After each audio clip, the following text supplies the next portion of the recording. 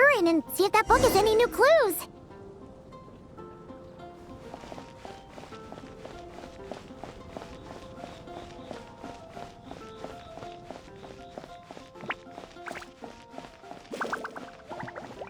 I'm gonna sing it one more time.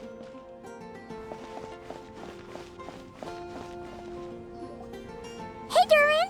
Any more clues for us? We're all set for the next chapter. Yeah, I was just about to come find you. Let's see what it says. Now sprout to life the story's seeds, stirred by wind-born melodies. Then on that breeze the music leaves, fading into distant memories. Seek the place where wind and tale entwine, and once there, make 3 riddles into verse, and 3 melodies into song. For in poetry and song will this story start to blossom. Come on! Another riddle? All that talk about wind and melodies? What do you think the answer could be? Oh! Care to elaborate? Wind? Music? Poetry? Tone-deaf bards gotta know the answer. You mean Lord Barbados? Albedo introduced us when I first arrived in Mondstadt. I mean, someone like me was bound to catch his eye sooner or later. It's better that it's out in the open anyway. Now, how should we track him down?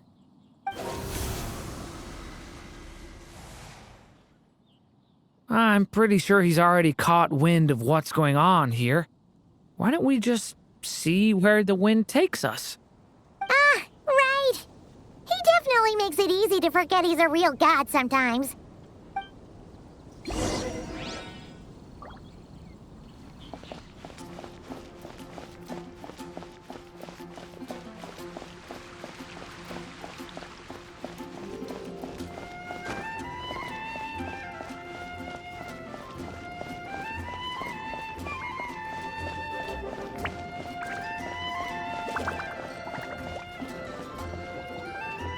Traveler, Paimon! What a sight for sore eyes!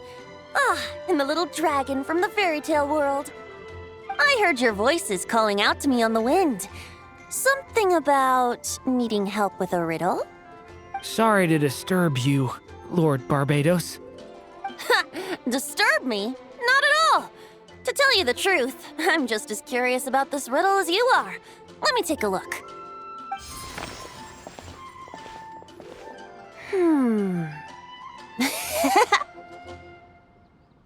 What is it? Did you figure out the answer? 3 riddles and 3 melodies. That sure takes me back.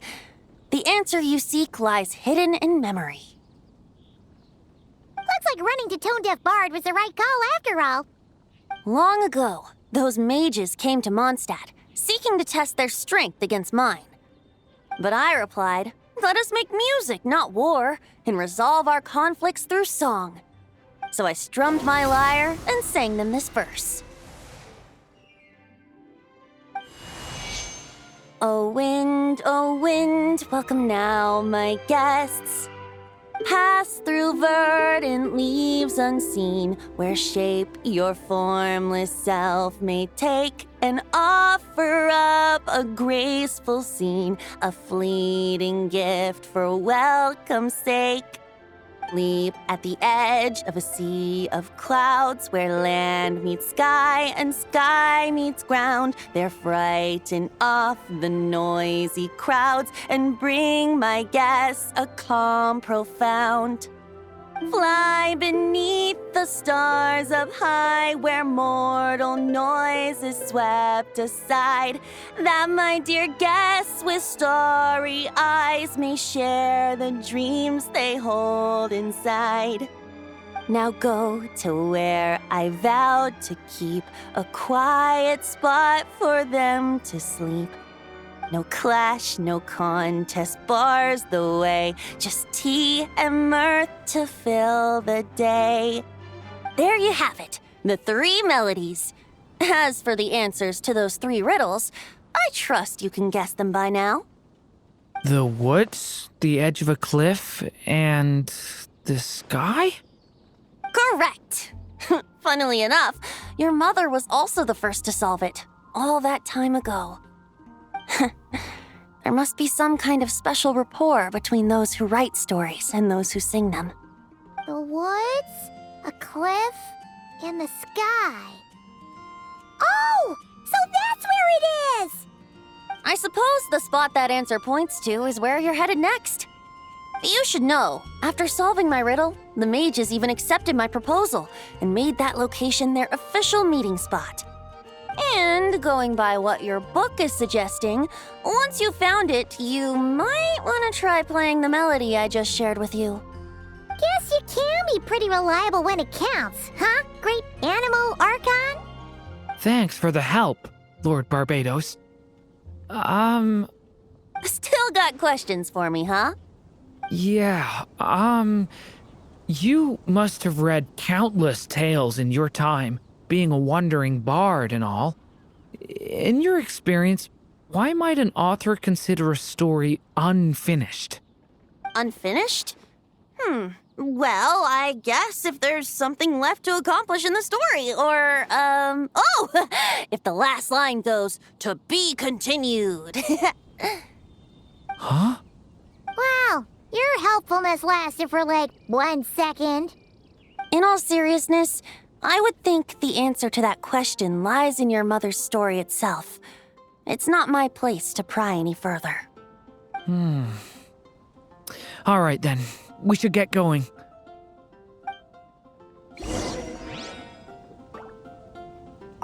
I wonder when their next meeting will be.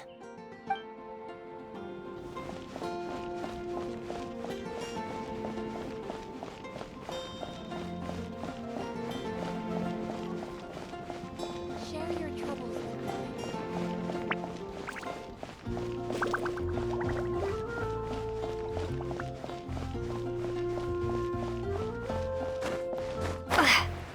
The sky in Natlan.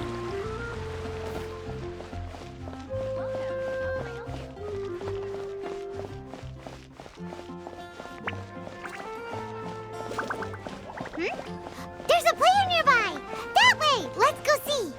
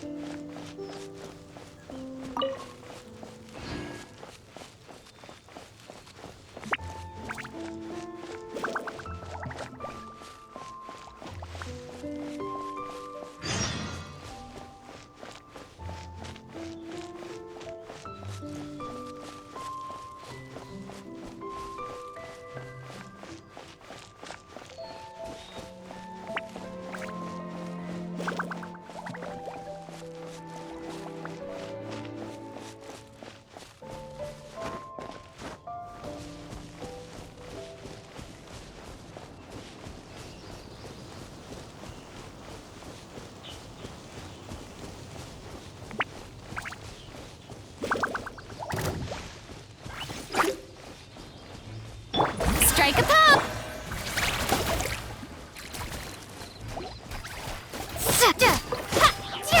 No touching!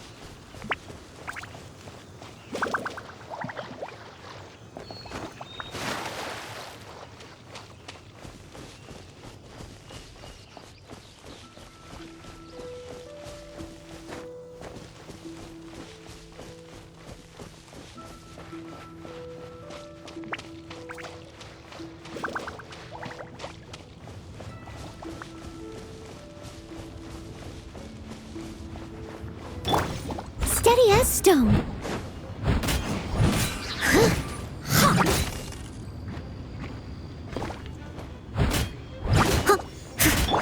Let the world come alive!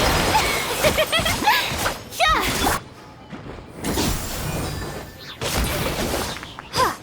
Yeah!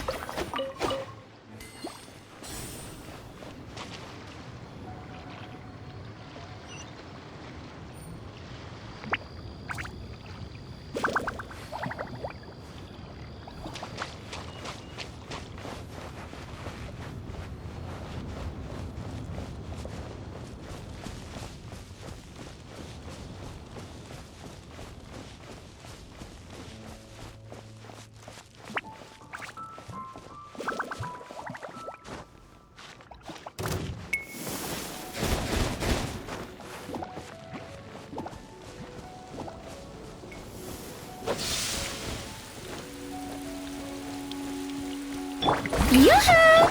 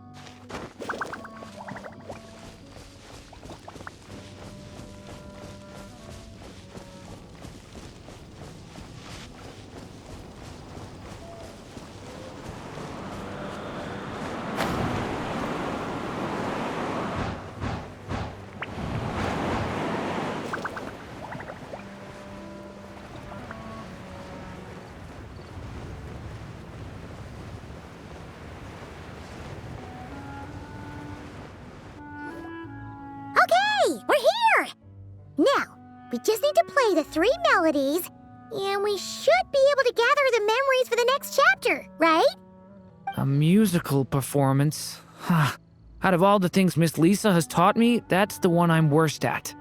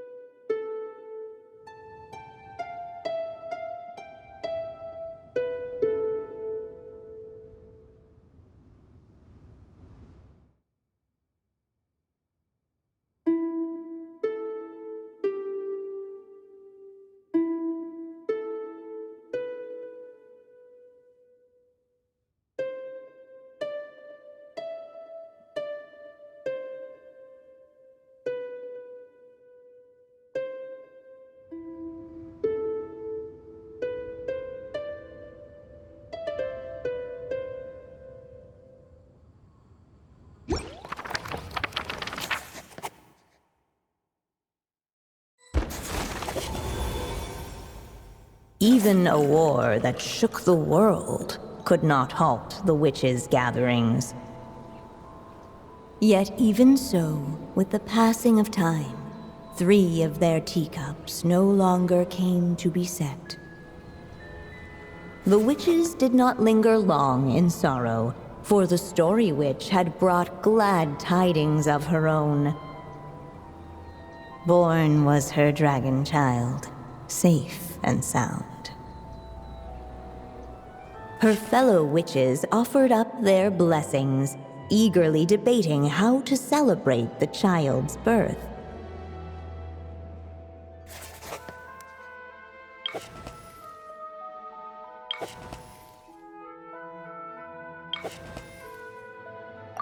In the end, they settled on the sweetest candy they could find. After all, what could be sweeter than the arrival of new life?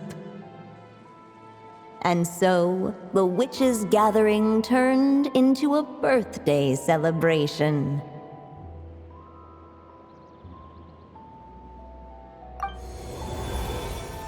So, we're back in the story world, huh? As if from nowhere, new guests appeared at the witches' table. Perhaps they too had come to celebrate the dragon child's birthday. Yet while everyone else was busy thinking about what kind of gift to offer, these three seemed to have come empty-handed. Hardly the recipe for a warm welcome to a birthday party, now is it? A gift? Hey, what's this all about? We only just found out this was a party. While the guests voiced their complaints and grievances, perhaps they should have been wondering what kind of gift to give instead. So, we need to bring a gift to advance the story? Oh, but where are we supposed to get something like that? Perhaps it would be a good idea to have a look around. Why didn't you just say so?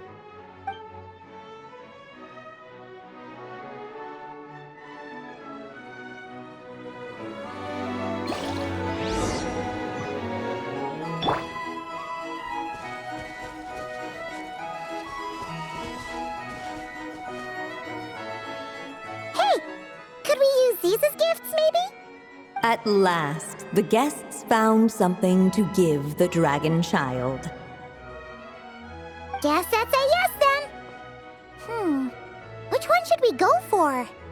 Still, the guests wondered what kind of gift might the little dragon really want. Should they put a warrior's sword in his hand and send him out on an unstoppable quest to save the world? Or perhaps a wandering hero's slingshot and the promise of a life of endless, uncharted adventure? Or maybe even a scholar's tome and the chance to take on all the world's unsolved mysteries.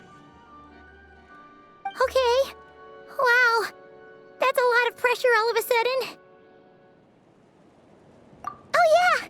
Technically, we're actually picking a gift for you. So, which one would you prefer? You want me to choose? Wow, this feels kinda special. How come? For as long as I can remember, I've spent most of my time living in the stories my mother created. I always thought my mother had everything written out for me already, just like the toy figures in Constellation Metropole. What I wanted to do with my own future.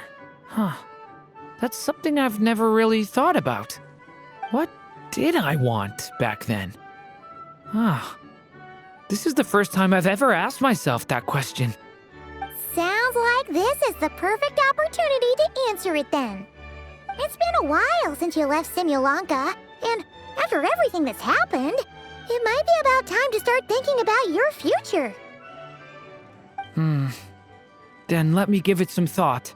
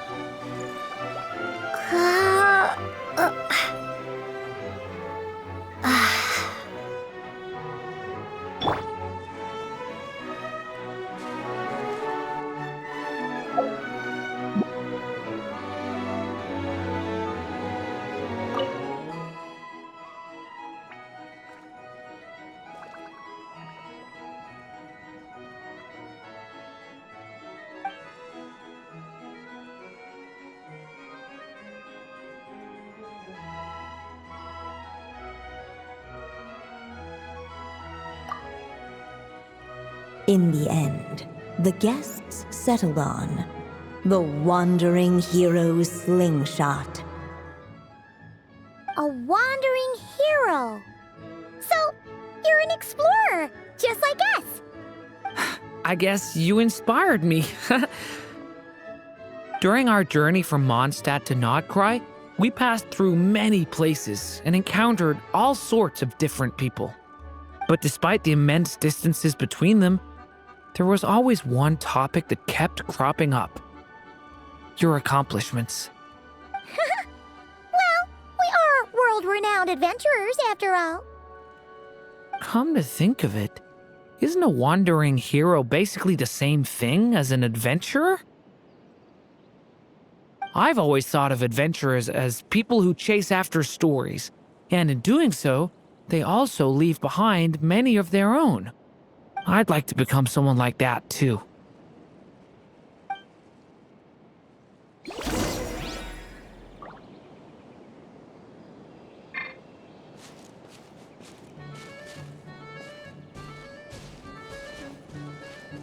Huh.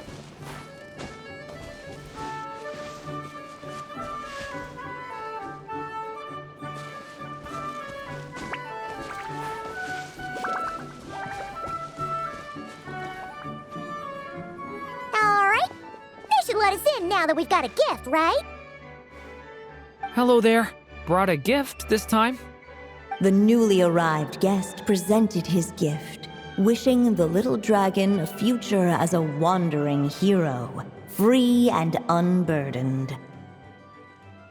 Accepting the guest's blessing, the Story Witch invited him and his friends to take their place around the table.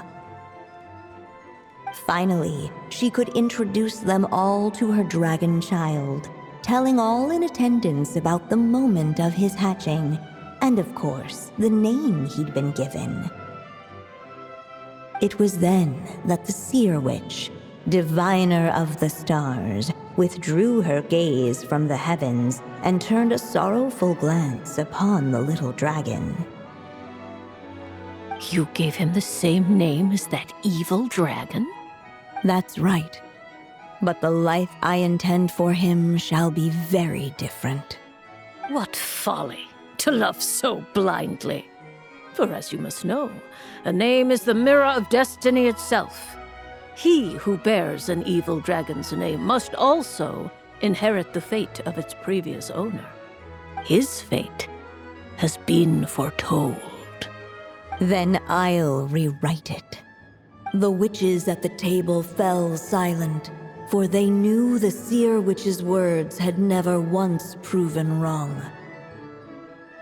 Yet, just as clearly, they recognized the Story Witch's resolve, for there is scarce a force in this world more fearsome than a mother's love. At last, the Merry Witch stepped forward, dispelling the uneasy silence. So be it. Then we'll all lend a hand. Together, we shall rewrite this child's fate.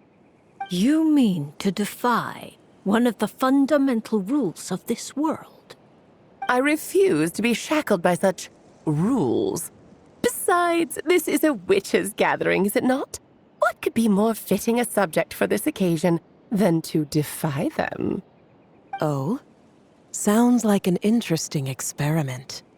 I suppose, were we to succeed in this endeavor, we might bring a touch of wonder to this otherwise dreary sky of stars. The Merry Witch finally talked them all round, just like she had done many times before. Warm and strong as the sun she was, so much so, in fact, that those who her light shined down upon had no choice but to bask in it.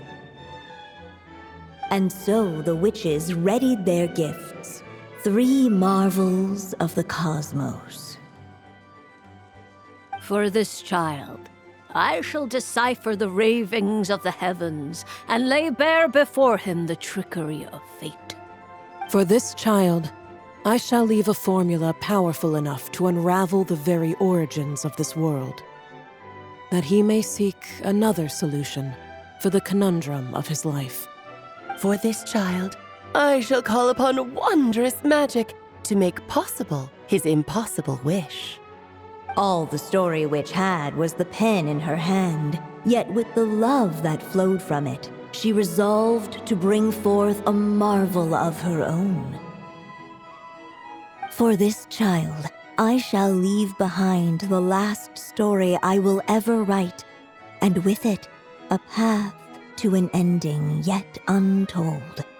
With the witch's blessings given and received, the little dragon's fate at last began to turn. In the midst of the dragon child's birthday celebration, the seer witch proclaimed her prophecy. The child had been given the evil dragon's name, and with it, the burden of its fate. But hearing this, the Story Witch vowed to rewrite it all, for such was her love and resolve. And so the other witches offered their gifts in turn, marvels as rare as any in the cosmos. Together, they sought to test one of the fundamental laws of this world, in part to support a mother's love, and in part to sate their own curiosity. Oh, and I almost forgot. Our new guests came bearing blessings of their own. Who knows? Perhaps this extra spark of life might be all the little dragon needs to change his fate.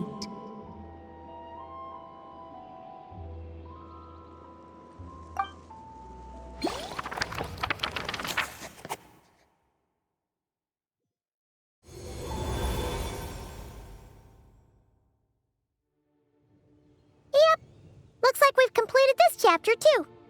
Those witches in the story were the mages at the Hexen Circle, right? They sure seem to care a lot about you, Durin. But, Paimon kinda had trouble following their conversation. Just a bunch of mystery, as usual.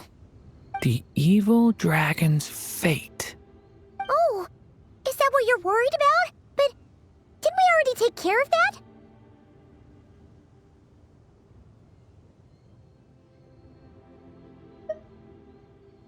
Ah, the mages must have had a hand in that, too.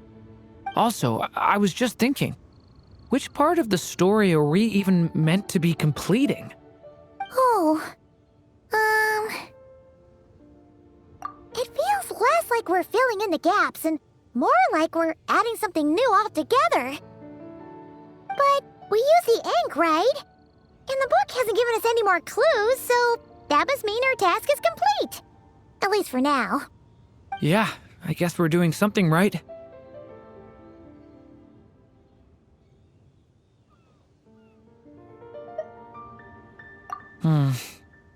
Maybe I'm overthinking things. It's just, this is my mother's final wish, so I don't want to mess it up. Anyway, thanks for all your help. I'll let you know as soon as the book reveals a hint about the next chapter. Okay then. See you in the next chapter.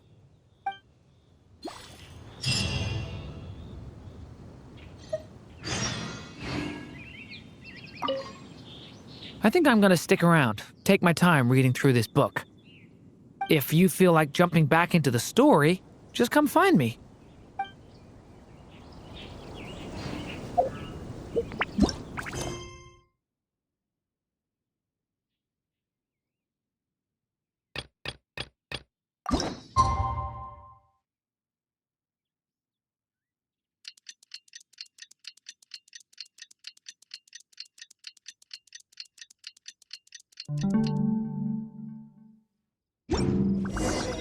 We should meet up with Jean. It's about time for the second trial.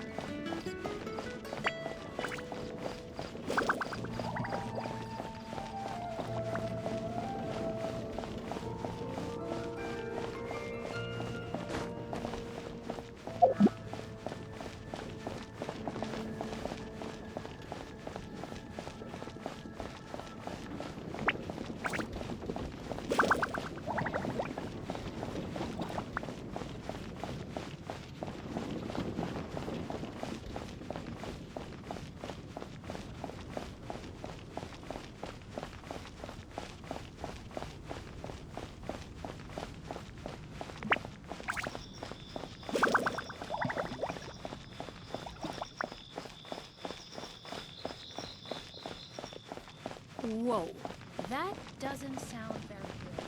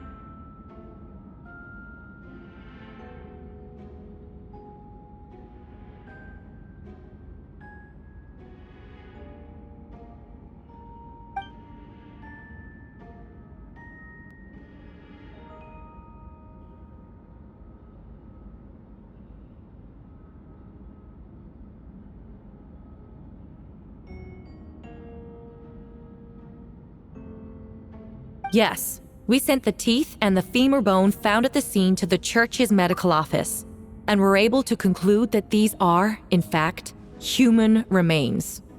In addition, the investigators were able to identify several Mondstadt citizens who appear to have been missing for quite some time.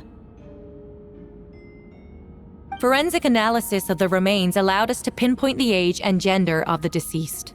Interestingly, one of the missing individuals matches that profile to a T. The medical office couldn't spare the personnel, so Miss Rosaria is here to present the results to the court.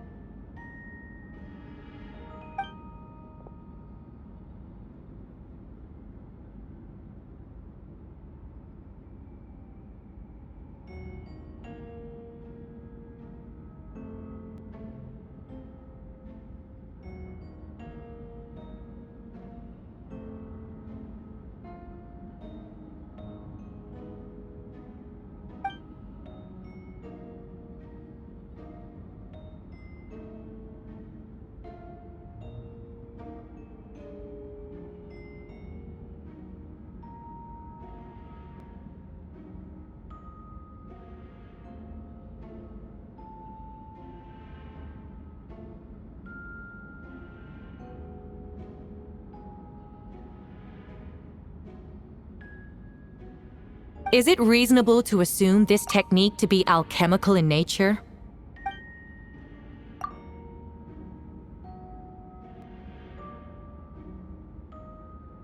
Thank you for your testimony. The identity of one of the victims is now confirmed. But what about the defendant's motive? Considering what he wrote in the letter, we can deduce that the defendant needed subjects for an alchemy experiment. Who better than individuals whose disappearance would go unnoticed? In other words, he sacrificed the good people of Mondstadt for his own gain. A truly vile act. In addition, another witness has agreed to testify. Miss Donna, if you would. Not good. Wait, Donna from the flower shop? I'm sorry it took so long for me to come forward. But the night Master Diluc saw Mr. Albedo, I was there too.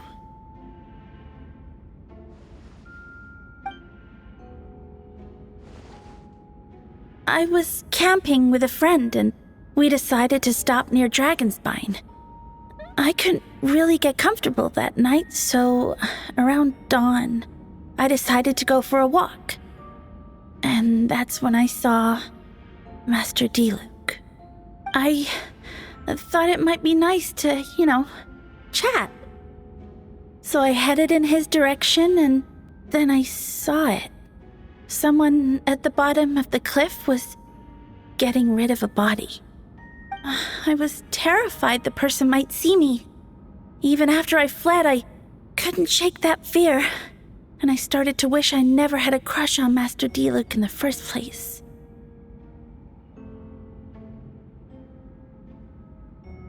If I hadn't wanted to talk to him, I would never have been in that situation. Well, I didn't want to come forward because I was scared. But Miss Hertha convinced me it was the right thing to do. I'm sorry it took me so long. I see. Just stepping forward was brave enough, Miss Donna.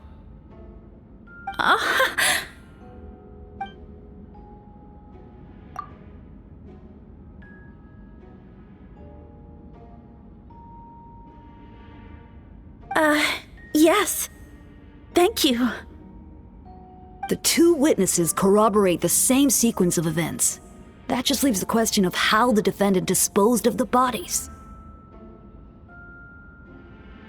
I believe the answer lies in the alchemical technique mentioned in the letter. The defendant is the most accomplished alchemist in Mondstadt. He has the skill, no question.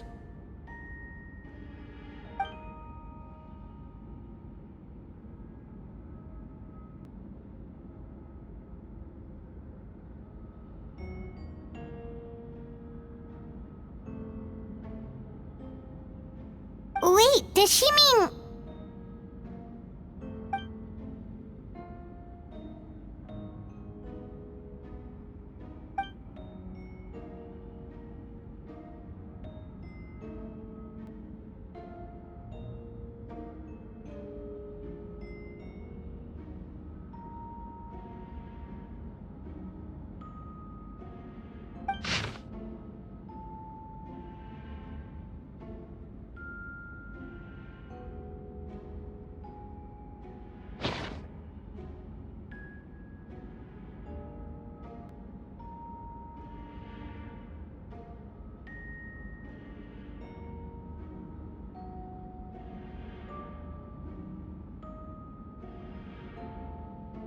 Does this map belong to you?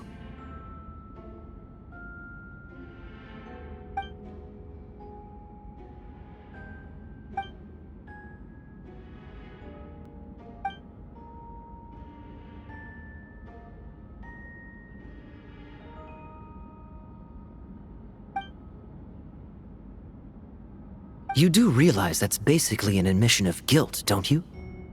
The evidence against you is nearly insurmountable.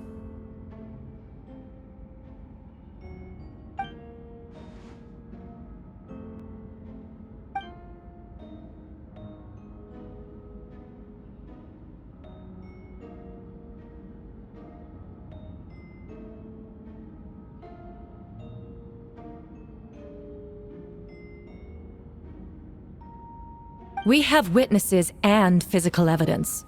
What could you possibly say in your defense?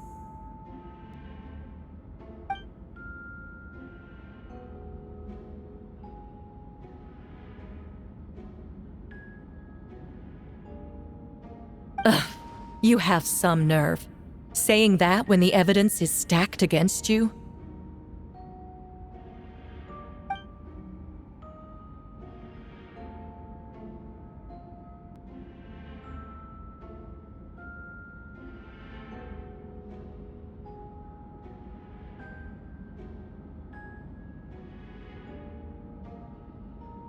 So, what? You're just going to bombard the court with excuses?